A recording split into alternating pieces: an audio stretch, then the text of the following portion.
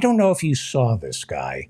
He was on Laura Ingraham, and he used to be, it's so funny. It's farce. Marx is right. History repeats itself. First is tragedy and then is farce. This guy used to be a lobbyist for the tobacco industry. Now he's a climate change denier.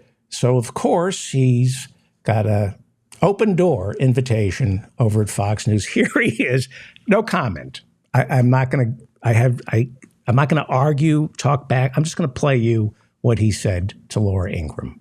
Look, the air is ugly. It's unpleasant to breathe. And for a lot of people, they get anxiety over it. But the reality is there's no health risk. Okay, there's EPA research. They've done lots of clinical research on asthmatics, on elderly asthmatics, on children, on elderly with heart disease. Not a cough or a wheeze from any of them. We have this kind of air in India and China all the time. No public health emergency. This is Steve Malloy. He's a climate science denier. He used to work for the tobacco industry. He is a hideous human being. I mean, just look at this guy. He's a grotesquerie. This doesn't kill anybody. This doesn't make anybody cough. This is not a health event. This has got nothing to do with climate. First off, this is wildfire smoke. This is natural. He said, this is wildfire smoke. It's natural. If it's natural, it has to be good for you, right? Like tobacco. You used to be a lobbyist for the tobacco industry. It's natural. How could it be bad for you? Tobacco's a plant, you POS. Oil is natural. It comes from the ground. It can't be bad for you if it's natural. So Laura Ingraham got a little spooked, and she asked about particulates in the air, because this is a problem for climate science deniers, because they breathe the same air that we do, and they're anti-maskers. So they're really screwed. Here's Laura Ingraham getting a little spooked. What is it? Is it a health concern? No, particulate matter is very fine soot. Well, you don't want to be breathing that in all day. They're just carbon particles. They're innocuous. Okay, by them, they're innocuous. There's nothing in them. They have no effect. The EPA has all this testing on real live human beings that shows no effect. This is total junk science. Particulates, they're just fine. They're fine particles. They're fine. They wouldn't be called, why are they called fine if they're bad for you? They're fine. Well, she got a little spooked, and she realized, well, wait a second.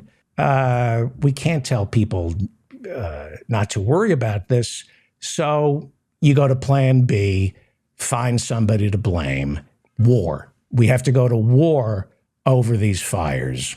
They never, ever mentioned the fact at the top that China is the #1 polluter in the world. Never. Yeah, this is like clean air in China.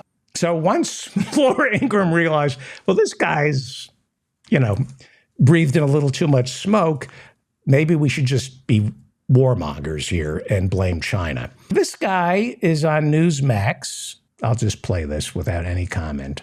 Orange smog here in New York City. Have you heard about it? Many cities on the East Coast primarily have this big blanket of orange smog right over the top of it. Our woke friends to the north in Canada, their forest fires got out of hand. And, well, this is what we're dealing with. It's complicating some people's lives, but it's manageable. I'll tell you, it actually smells like wood smoke. It's not an unpleasant odor, to be honest. It's kind of weird when it seeps into the building, but outdoors, I can deal with it. Folks with respiratory issues, though, that's a real thing, a real complication. Yeah. The White House is trying to exploit this, saying it's all because of global warming and the normal talking points that go with that. I don't think that's the case. I think it's a forest fire. This actually has happened a couple of times before in history, and for the time being, we can live with it, but it is pretty. It actually is pretty. It's a beautiful, interesting aura the city has right now. That's Greg Kelly. His father is the longest-serving police commissioner here in New York City. That's Greg Kelly.